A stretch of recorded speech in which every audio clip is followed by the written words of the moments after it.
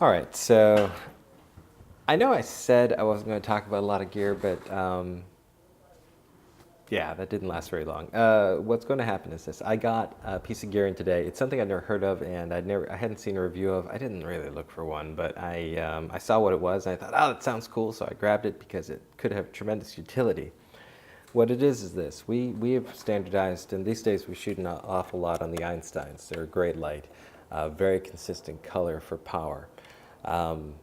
And the only thing is they have their own mount, and their mount, the common standard these days, everyone seems to use a Bowens S mount, unless you're using like Profoto or Elechrome or something like that.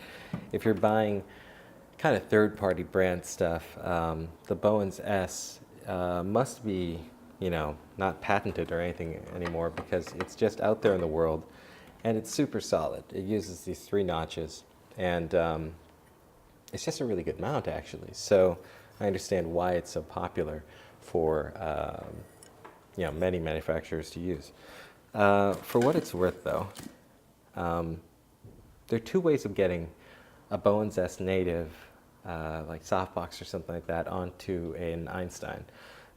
You can change the insert, which is what I was looking for. I was looking for a very flush insert to go onto my Einstein for a parabolic that I was looking at. I just needed to make sure I had the right diameter parabolic, or the right diameter insert for the parabolic that I was looking at.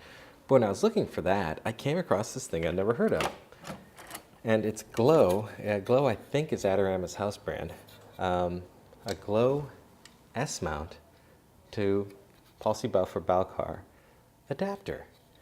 I got this in today, and it's interesting. I'll show you why.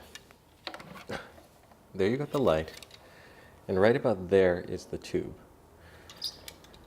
Put this on.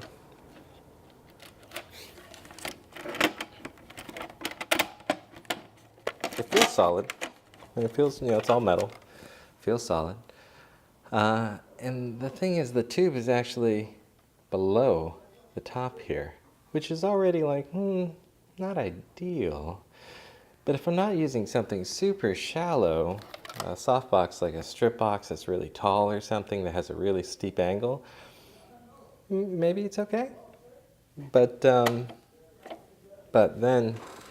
when you mount a actual Bowens mount item, you discover, hey, where did my tube go? And that's unfortunately the reality is that,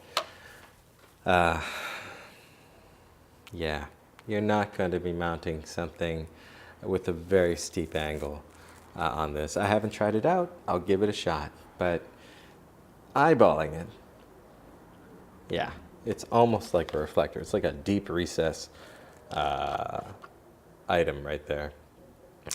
Depending on the nature of what you're going to be using it with. And I was looking at using it with a parabolic, which is it's a very narrow parabolic.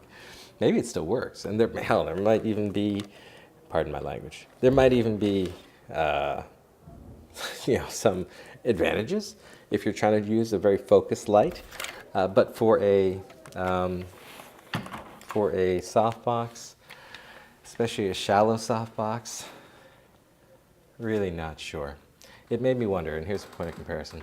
It made me wonder what a Bowens native spec was, because what is the Bowens light relative to these Einsteins, and how's a Bowens constructed? Because what would the Bowens ones look like? Well, this is a Bowens light, and as you can see, that's just a modeling lamp, but this is the tube. That tube is sitting out there. That tube is way out there. Take Bowens speed ring insert, mount it, and yeah, if that's the Einstein light tube was back here somewhere, that's how high it sits into the cavity of the modifier. That's a huge difference. So there you go. I'm going to keep the adapter. It's interesting. It was very inexpensive.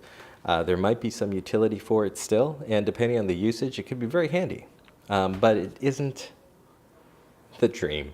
I probably need to buy just I'm going to try to get really shallow inserts for the Einstein to use on the modifiers that are coming in with a Bowens mount on them already. They all seem to come standard with a Bowens S speed ring insert, but we're just going to have to get ourselves a supply of really shallow Einstein-specific speed rating inserts. Okay, that is all. Yosh.